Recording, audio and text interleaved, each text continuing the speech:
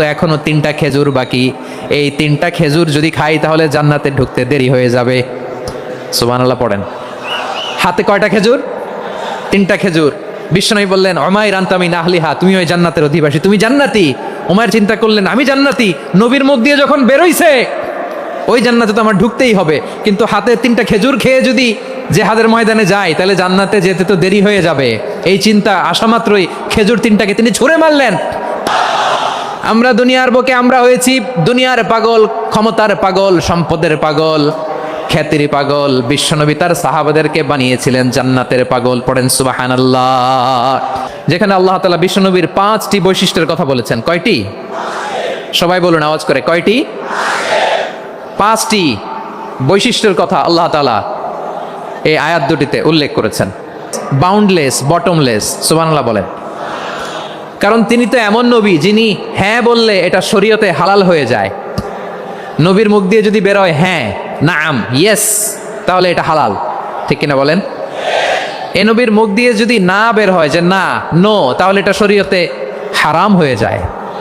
কেমন নবী আমরা পেয়েছি যিনি হ্যাঁ বললে হালাল, না বললে হারাম। যিনি সাব্বাবা, এই আঙ্গুলি উপরের দিকে উঁচু করলে চাঁদ ভেঙে 2 টুকরা হয়ে যায়। যে নবী জমিন থেকে পা উঁচু করলে আল্লাহর আরশে মেরাজে চলে যায়। এমন নবীর উম্মত আমরা হয়েছি। যে নবীকে বাদ দিলে কোরআন বোঝা যায় না, কারণ এ নবীর উপরই কোরআন নাজিল করেছে কে? এ নবীকে বাদ দিলে হাদিস বোঝা যায় না, কারণ হাদিস তো এ নবীর মুখনিসৃত পবিত্র বাণী। তিনি চাক্ষুষ দেখে এসে আমাদেরকে মেরাজ শেষে বর্ণনা করে শুনিয়েছেন। এ নবীকে বাদ দিলে জাহান্নাম চেনা যায় না। এ নবীকে বাদ দিলে আমার রবকে চেনা যায় না। ঠিক কিনা বলেন? তো বিশ্বনবীর 5টি বৈশিষ্ট্যের কথা আল্লাহ তাআলা এই সূরাতে উল্লেখ করেছেন। আল্লাহ রাসূল সাল্লাল্লাহু আলাইহি ওয়াসাল্লাম যখনভাবে ট্যাগিং করছিল, মিথ্যা অপবাদ দিচ্ছিল, কখনো কখনো তারা বিশ্বনবীকে বলছিল মিথ্যাবাদী, কাযযাব। কখনো বলছিল যে তুমি হচ্ছে জাদুকর, সাহের। কখনো বলেছে শায়ের, মুহাম্মদ তুমি কবি। কখনো বলেছে কাহেন, মুহাম্মদ তুমি গণক।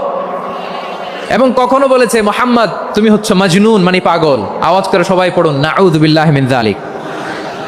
তাহলে বিশ্বনবীকে মৌলিকভাবে এই মিথ্যাবাদী বলেছে, তুমি গণক, তুমি কবি, তুমি পাগল, তুমি জাদুকর। বিশ্বনবীকে যে 5টি অপবাদ দেয়া হলো, আল্লাহ তাআলা এটা সহ্য করেননি। এই 5টি অপবাদের বিপরীতে আল্লাহ তাআলা বিশ্বনবীর 5টি চমৎকার বৈশিষ্ট্য উল্লেখ করে সূরাতুল আহজাবের 2টি আয়াত নাজিল করেছেন। আওয়াজ করে পড়েন আল্লাহু আকবার। 5টি চমৎকার বৈশিষ্ট্য সূরাতুল আহজাবের ভেতরে রব্বুল আলামিন উল্লেখ করে আমাদেরকে জানিয়ে দিচ্ছেন। ইয়া পড়েন আল্লাহ।